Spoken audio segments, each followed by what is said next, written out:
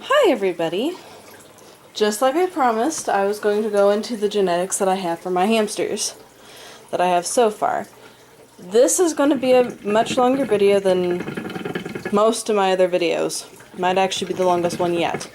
So it's going to be broken up into different segments. So, first segment that we're starting off with is the types of hair. Now I have 6 hamsters here with 3 kinds of different hair. No, it does not include the Rex hair, which is curly. Honestly, most breeders consider what I like to call puffies, which I'll show you here in a minute, to be short hairs, but they do look slightly different than your average short hair. But for now, we're going to start off with the long hairs. Obviously, you can see with Zach, I don't want to freak him out. You can see with Zach, that's long hair. Long hair can be what you call a skirt. It can be over their entire body, or it can be in certain parts. Zach is a long hair. And we're going to go all the way over here, because I have so many hamsters, and this isn't even half of them. Then you have Sam, where obviously you can see he's a long hair. Some are longer than others. You could tell that he's kind of longer, shorter, still considered a long hair. So that's your long hairs. Now, we're going to show you short hairs. Ginger is a perfect example of a short hair. She has no fuzz whatsoever, but as you can see, she also has the satin. But we'll get into those genetics in next or so segment. Haven't gotten there yet. Duchess is a perfect example of a short hair, where when you look at her, you can see it's short. It's not puffy, it's short. And then there's what I like to call the puffies, which obviously you could tell there's a little bit more hair. When they stand up especially, it kind of poofs out. It's kind of why I like to call them puffies, where it almost looks like they have more fur because it's just it's kind of like a thick, short hair. Where once again, you look at this one,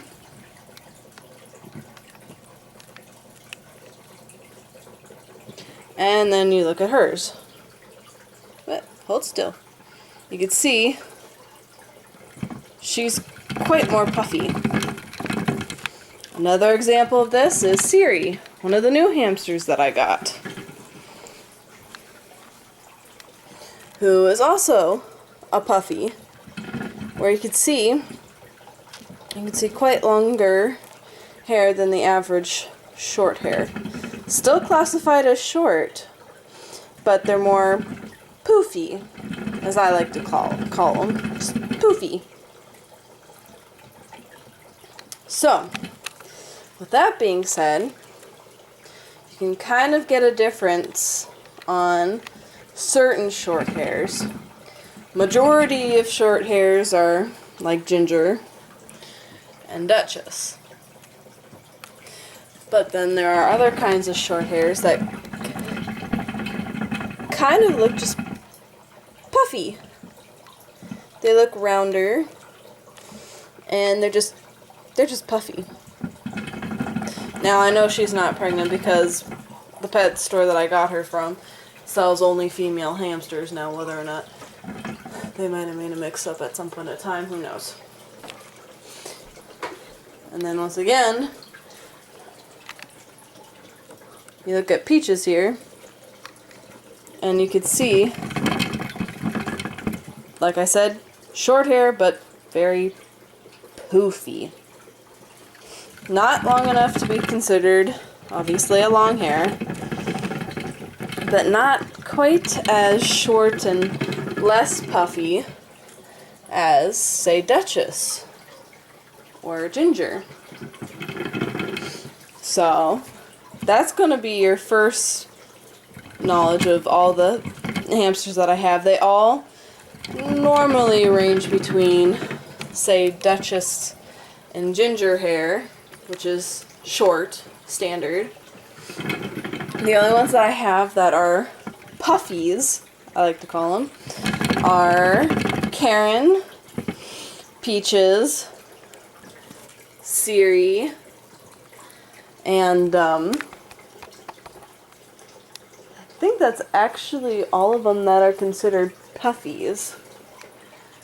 Other than there is a little bit of puff to Peanut Butter, where he does have a puffy look as well.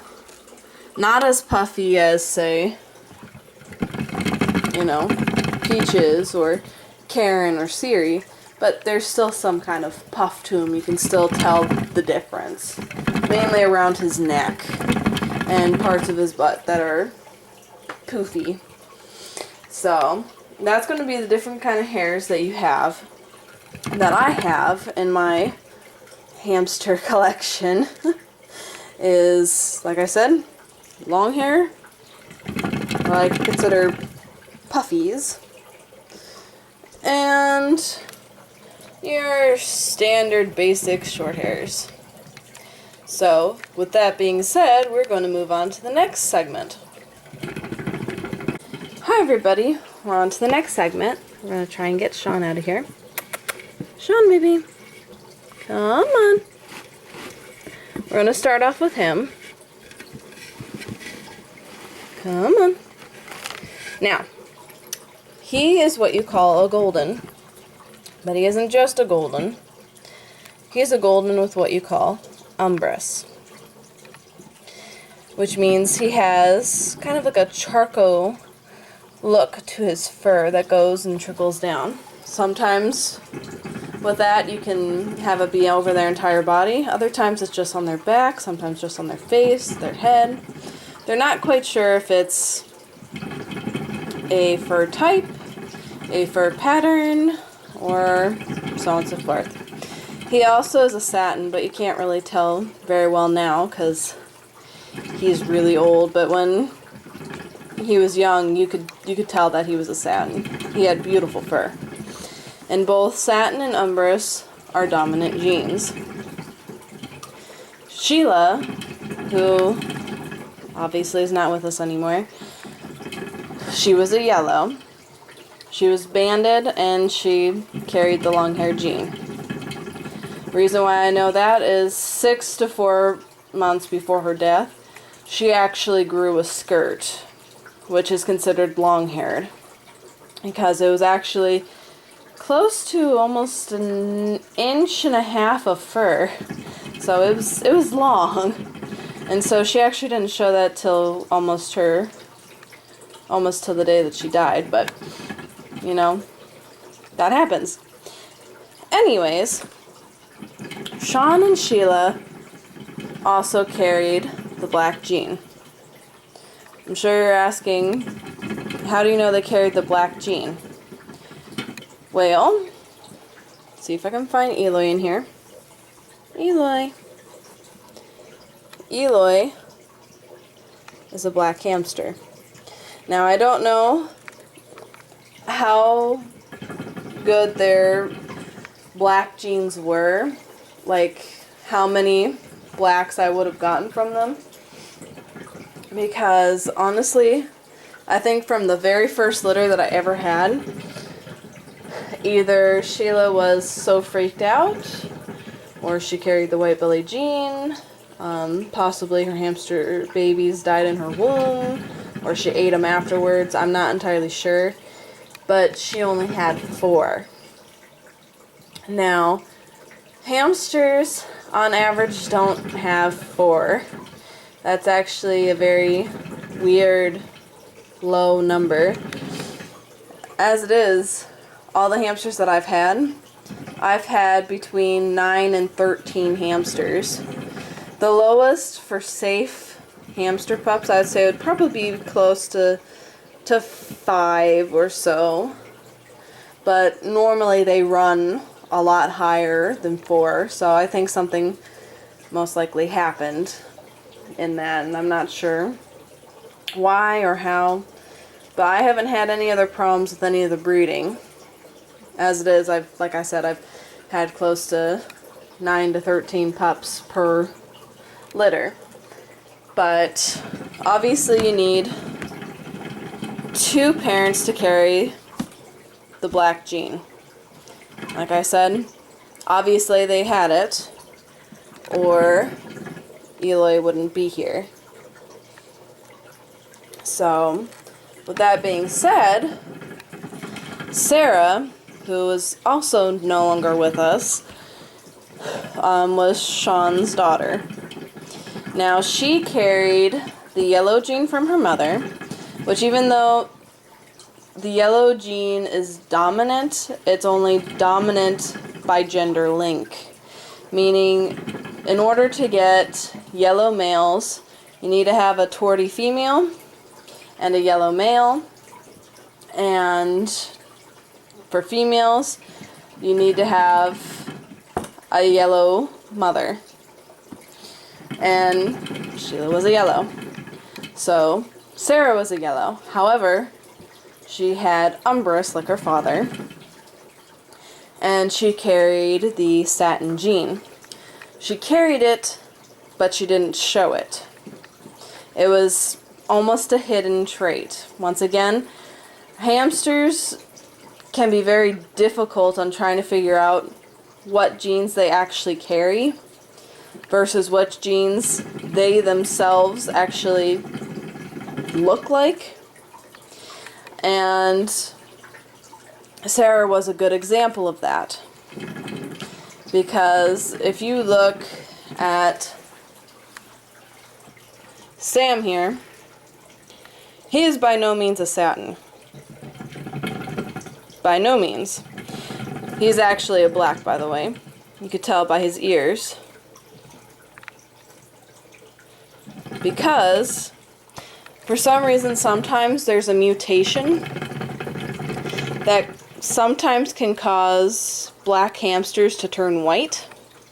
Now, I'm not sure exactly which genetic code causes them to be white instead of their true color black, but the reason that you can tell is because of their ears. The ears are black. So he's actually a black-eared white, which in essence is, in genetic terms, is black. And when you breed 2 blacks together, which once again, Sarah was not a black. She was a yellow with Umbrus. There's a difference. But she carried the black gene, though she was not black, just like how Sean and Sheila were not black, but produced a black child who is buried. But moving on, when I bred Sarah with the genes that she had and the genes that Zach had, produced Alex, who carries the satin gene, obviously is black, and carries the golden gene. The reason why I know that even though she's not black,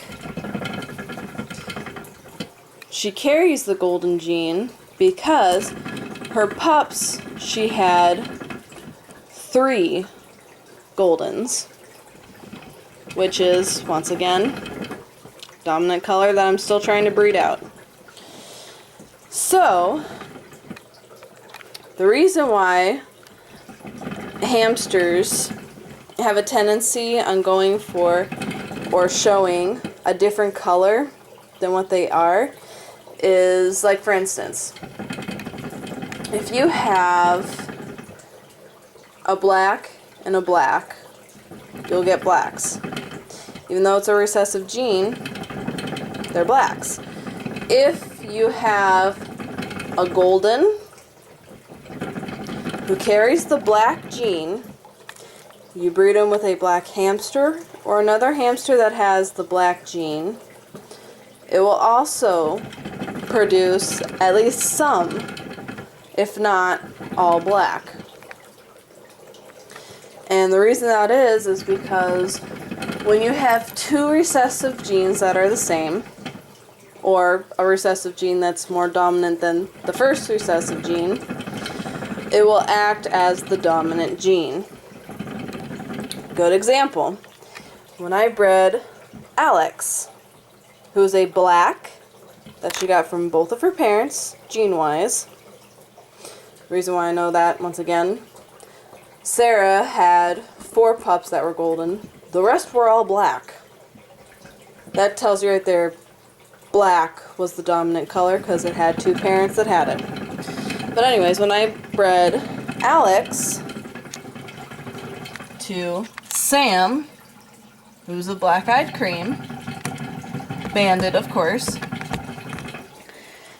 it ended up producing all creams. Now I'm sure you're wondering, if you bred a black to a cream, why didn't you get any blacks? Well, the thing is, creams are not yellows. Cream will actually cover up black, which if you look at Peaches over here, for example, you see she's cream. However, if you look at her ears, you know what, I'm just going to hold you for a second. Come here. Alright, if you look at her ears, see the tips? They're gray-black, also known as darker colors, which means she's a black cream. Her hidden trait is black, even though it's covered by the cream. Now, like I was saying before, since both genes are recessive, for some reason cream dominates the color look of the hamsters, as you can see. I had no blacks. Even though the mother was black, I had no blacks. Because, once again, cream covers black.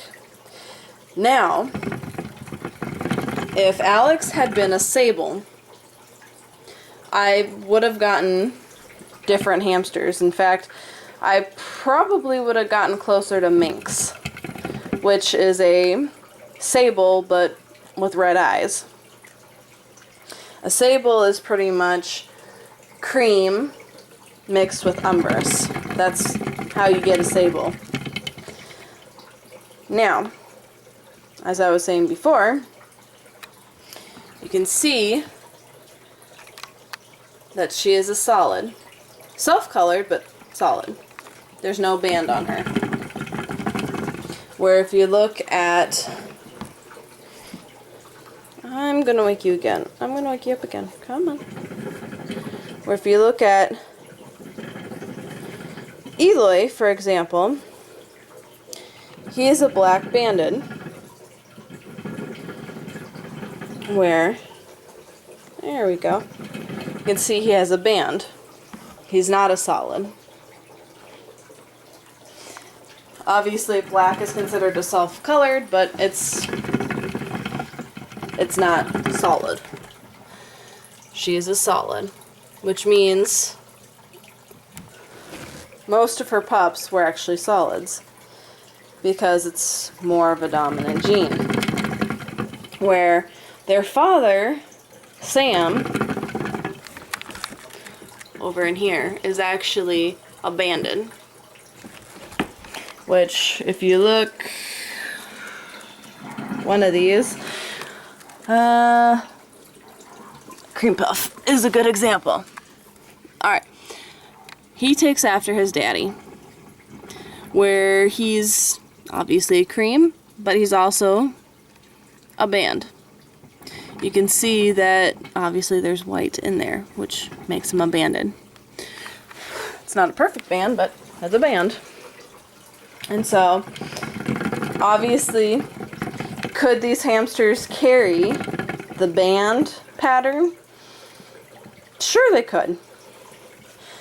But they show, for the most part, other than 2 of the hamsters, all show as solid creams. So, chances are, when I breed like Karen or Peaches to, I'm hoping to find a solid male cream, preferably long-haired, because that would be great, because then I could possibly get some long hairs out of them. If not, most of the litter will at least be puffies, which they're so soft and cuddly. They're just like little puffballs. Moving on. Anyways,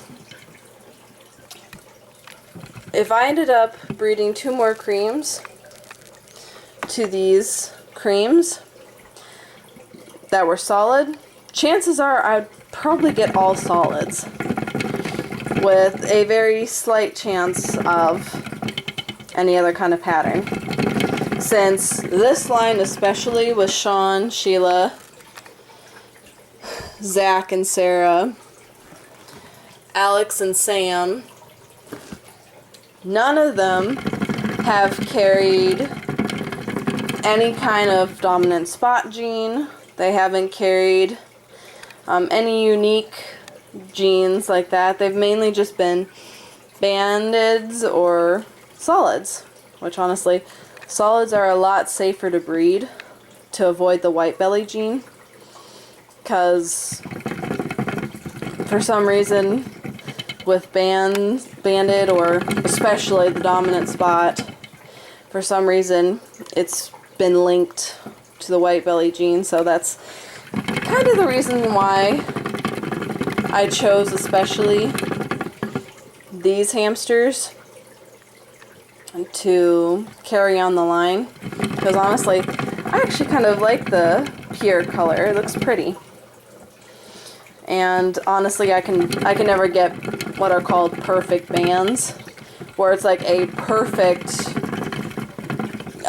round band around the entire hamster with nothing in the band. Normally, like, if you can see with, if I can find him, you can see here with, come on baby, I know, I'm just being a pain to you today, aren't I? You could see how his band is what you call broken. Obviously it's not a perfect band.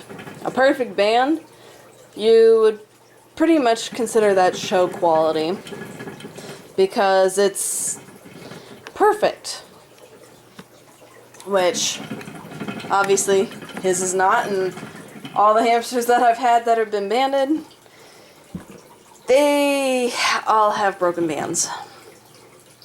And you have something on your head there, fuzzy boy. So that's going to be the lesson for this line of what they carry and what they have. The next segment, we're actually going to be talking about Rhett's line, which also came from Sheila and Sean, obviously, and what I got from them. So, like I said though, the reason why she's puffy is because Alex carries the long hair gene from Zach and Sarah, because they also had what I like to call puffies.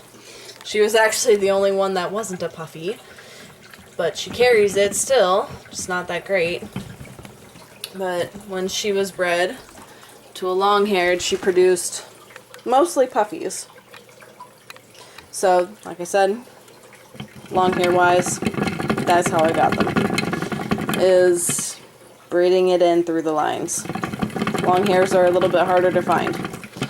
Not too harder compared to, like, say, creams that are long-haired, but still a little difficult. But anyways, we're going to move on to the next segment here, so toodles. Hi everybody! Here's the next segment. Now, we're going to go back a little bit of history since we have two of the hamsters that aren't here.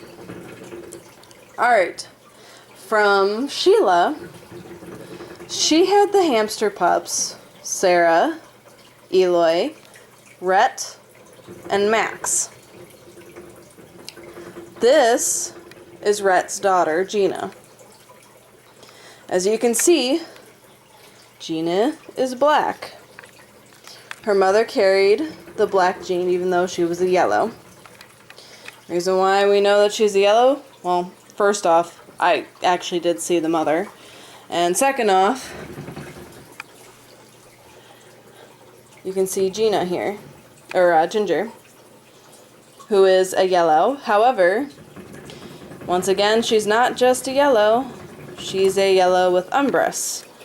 Not only is she in yellow with umbrus, but she also is a satin, as you can see, which once again brings me back to Sean, how he carried the satin gene. Because once again, if you had seen his fur when he was younger instead of older, you would have seen that it was shiny like this. He was a very shiny boy. But he carried the satin gene, which means Rhett carried the satin gene even though he wasn't a satin. He carried the satin gene, and he did have umbrus, and he also carried umbrus, which obviously made a yellow with umbrus. Now, most of the pups that were there were between yellow umbrus, golden, and then there were a few blacks. Reason why? Once again, you need two parents to have the black gene. And I'd say at least a good 3 or 4 of them were blacks. And there were like 3 yellows and 2 goldens. They all had umbrus. Moving on. The reason why I know that she also carries umbrus, even though she's black, you can't see it very well obviously because black is kind of the color of umbrus. But the reason that I know that is when I bred Gina to Nanook, who's actually a mink. How you get a mink is a red-eyed cream with umbrus. For some reason, I guess I'm assuming the eyes are what make the change different. Come here, baby. Now, once again, umbrus is very dominant. And you can't tell very well with his eyes, but they actually are red. They actually are red eyes. Because, once again, he's a red-eye mink. Beautiful. Very beautiful. But, yeah. So when I bred Nanook with Gina, they produced mostly black, which, once again, if you look at his ears, they're tipped black. And then obviously he's a mink, he carries umbrus. And when bred both together with a black, I ended up getting 3 minks, which you can't tell with his eyes very well because the lighting in here is kind of poor when it comes to really seeing good details, but his eyes actually are red. He is a red-eyed mink. Most of the pups that I got from Gina were blacks. I got 2 sables, and then obviously you can see I got 3 minks, one of them being peanut butter, which obviously I kept.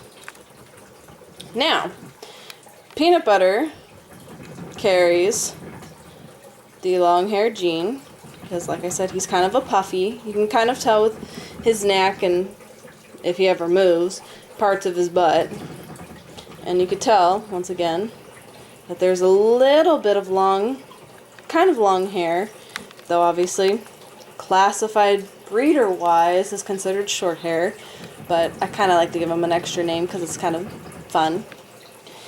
So, short hair, but in terms puffy, which carry the long hair gene, because obviously their hair is a little bit more puffier than your average short hair. And I only got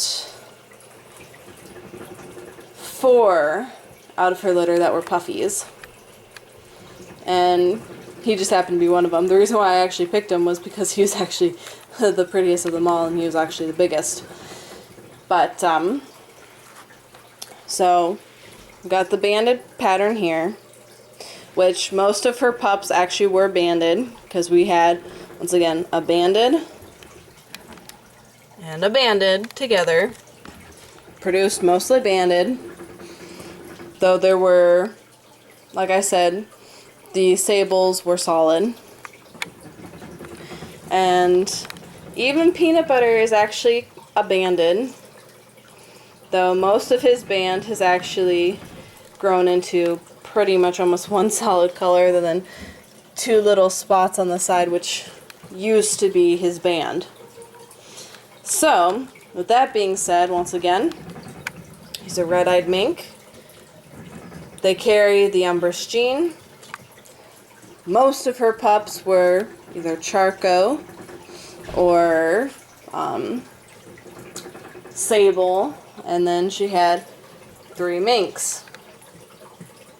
So, once again, shows dominant trait of Umbrus, because black can sometimes be confused as Umbrus, depending on the kind of hamster that you have. And even though she's a black, she doesn't look it, but she does carry the Umbrus gene. With that being said, the reason why I know that he's a red-eyed mink and his brother Sam is a black-eyed cream is because both of their parents were creams. One of them was most likely a mink, which once again is a red-eyed cream mixed with Umbrus, produces that. Still creams, which is why I got all creams from Sam, because he does not carry the Umbrus gene. Which, it isn't completely uncommon to not have a hamster carry a dominant gene, but it is a little bit unusual, because a lot of times they do kind of carry that gene, but sometimes they can make it so that they don't carry that gene. Some carry it, some don't.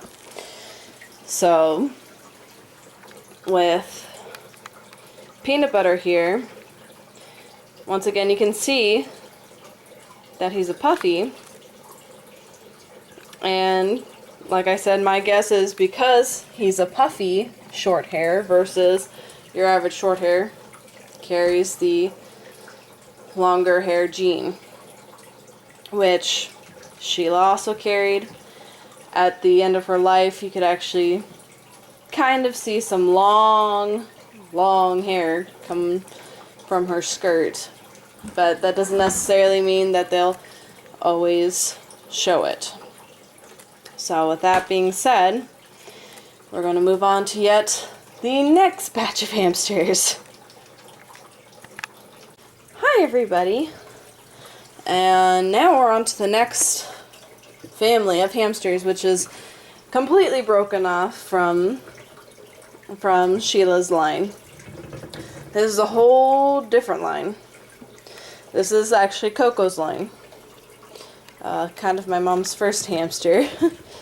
And she actually is more of a she carries the Umbrus, and she carries the black gene, though obviously what you can't tell is she is actually a sable.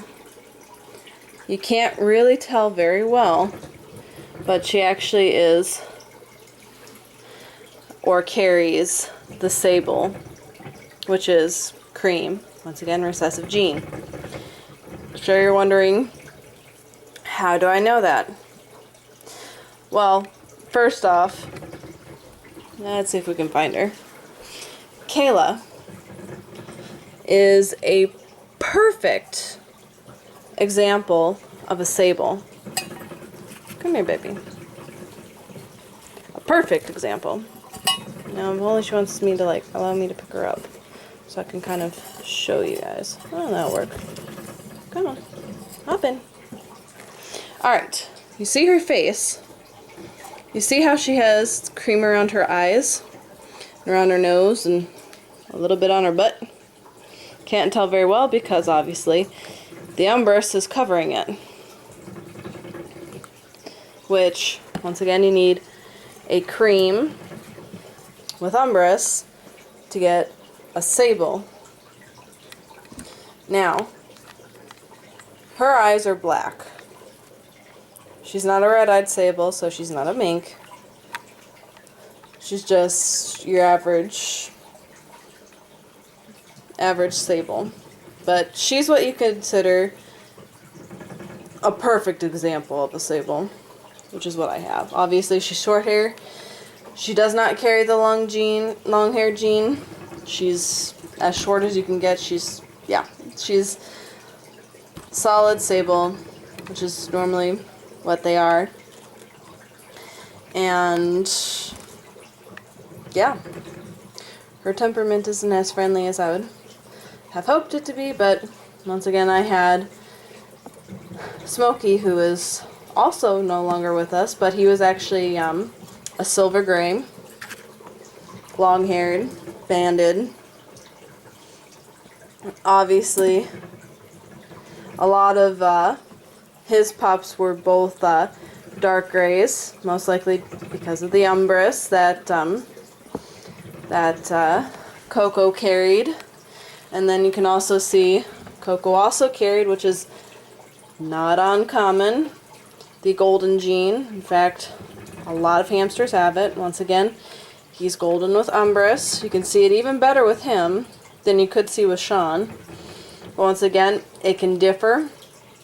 Sometimes it can just be a spot on their face, and other times it can be over there, practically almost their entire body, such as with Kayla. Kala is the perfect example of the golden that I was talking about. Now, the difference between Kala and obviously Ginger, when it comes to looking color, obviously there's no relation whatsoever, but she actually, come here, baby. Besides being super friendly and giant, she has no satin gene, meaning nobody carried the satin gene. Hi, baby. Oh, who's a good girl? Once again, you can kind of see the umbrus, but not that much. It's mainly on her butt, which you can't really see all too well, but you can kind of see. Once again, banded and umbrus with golden. Once again, golden is the dominant color. You'll find it in a lot of hamsters. So most people who ask me, will I get any browns out of my litter? Well, if you're talking about goldens, chances are, yeah, you probably will. Most hamsters do have that gene. There are only some that don't. Obviously, if Sam or Nanook carried the golden gene, most of their litters actually would have been goldens. But obviously, there are some hamsters that do not carry that gene, or it's so dense by the color that has been completely bred into it multiple times from multiple generations, which obviously, like I've showed you with Sean and the line that I'm using as my base, which is with Alex and with Peaches and all those hamsters, that they, for the most part, I'm always guaranteed to get at least blacks or goldens, which, you know, that's pretty standard because I know what they come from. Though obviously now I got creams, but they're underneath are black. So, moving on, as you can see, Coco looking completely different than, you know, most of her siblings, or most of her children. Obviously, you wouldn't have expected her to carry the golden gene. You would not expect her to carry the umbrus, and you would not expect her to carry the cream gene, because obviously Smokey did not. He was a silver. He was a gray silver, which in essence is gray, which obviously both of those provided quite a few grays and sables. I think I only have one batch actually from this group that was black, and that was actually Jebediah. But yeah, so that's pretty much all the hamsters from this list. And once again, the only proof that I truly have is obviously when I bred them, I got the certain colors that pretty much proved what they were and what they carried. So, with that being said, we are going to move on. Alright everybody, you've hung in so far. This is going to be the last segment of this video. This obviously are, I should say, these obviously are the hamsters that I haven't bred yet. He is one that I will never breed, so I'll never know exactly all his hidden genes. But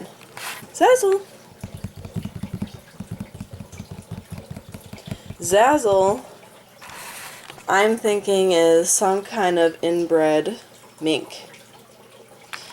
Reason why is because of the color, but he has both a red and a black eye, which is not normal. Normally they have one or the other eye color, not both. He distinctively has one black and one red, which, like I said, that's not normal. Plus he has a bizarre temperament. But if he hadn't been inbred and he had a good personality and such like that, I'd say that he was a good quality mink. But obviously he's not. One thing that I do think that he carries, though, would be the black gene, because obviously his ears, and it's common to have a cream cover up black and so on and so forth. But I will never know his true, if that's 100% true, because obviously he is strictly pet quality only. I will never breed him and have never really wanted to breed him. So, that being said, we're going to be moving on to Duchess, who, in my opinion, from what I've seen so far, if you look at her ears, they look the same color as her body. There aren't any real distinct ear colorings that would describe the black gene. Doesn't necessarily mean that it's not quite there and it's just very hidden. Chances are probably not, but I think she's more on the lines of a pure cream. But that does not mean that she doesn't carry the golden gene. Doesn't mean that she doesn't carry like 5 other different genes that come from the golden either. So when I breed her to Cream Puff, who, as you know, I know his his background, what he carries, and such from Sean, what I've seen from Zach, what I've seen from Sam and Alex. You know, we have a pretty distinct line knowing a pretty decent idea on what they carry. But with Duchess, since she has never been bred, and until I do, I can't see the true genetics of her exact hidden genes. So, with that being said, for now, I'm going to say that she's a pure cream until I breed her and I see what they produce. And then, Siri here, once again, she hasn't been bred yet, so I don't know her hidden genes, but she is actually a yellow-black. You're okay. You're okay. Yeah. But she is a yellow-black. The reason why is you could tell from the face and her butt especially, and the fact that she has black trickled down her back. Though black can be trickled just about anywhere, whether it's the back, the arms, all over the body, and it's just kind of mixed with yellow on in there, which kind of gives her almost a brown look. But if you move certain hairs, which right now, obviously she's kind of like, you know, leave me alone, I was sleeping kind of deal.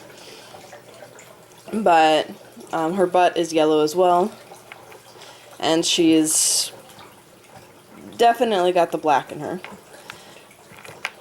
So, and then you can also see it from her ears if she wants to hold still for just a moment, that they are a darker color, which, like I said, normally that's the sign of a hidden gene that's there. Not necessarily every time though. With the Goldens, even though they a lot of times actually have that gene, doesn't necessarily mean that every single time you get one you're going to get blacks. But like I said, that's pretty much all the hamsters that I have right now. And technically, she's not a solid, but nor does she have a pattern. I'm not entirely sure if the wild pattern is considered an actual pattern, or if it's considered a fur type, or what exactly that is, but she is what you would consider a wild yellow-black. And yeah, it's going to be the end of this video, because like I said, I can't be 100% sure on these last 3 because obviously I haven't bred them, or I will never breed them, so I'll never quite 100% know the hidden genes, because a lot of times hamsters carry hidden genes, especially if you get them from the pet store. A lot of times they have a bunch of hidden genes, which kind of gives you a whole new look on hamster babies, where, like I said with Sheila and Sean, they had one child that looked absolutely nothing like them, and that was Eloy. And with Zach being a black-eared white, and Sarah being a yellow with umbrus, all of them practically turned out to be black. So, you know, with ones that you get from the pet store especially, you might run into quite a few different hamsters that will give you completely different colored pups from what their parents are. And obviously, to get a pure color, you need to continue breeding that pure color with another pure color. Once again, what I'm trying to do is, now that I figured out what kind of hamster I'm going for, which is a cream, obviously now I'm going to have to be breeding those creams to creams and hope that eventually I'll get rid of that golden gene, even though, once again, you know, pet stores, they have hamsters that sometimes can carry hidden genes, whether they look it or not. So I have to be as careful as I can with the knowledge that I have from what I've seen from all 1, 2, 3, 4, 5, 6, 7, 8, 9, 10, 11, 12, 13, 14, 15, 16, 17, 18, 19, 20 hamsters. So, with that being said, that's the knowledge that I have for you today. So, toodles everyone!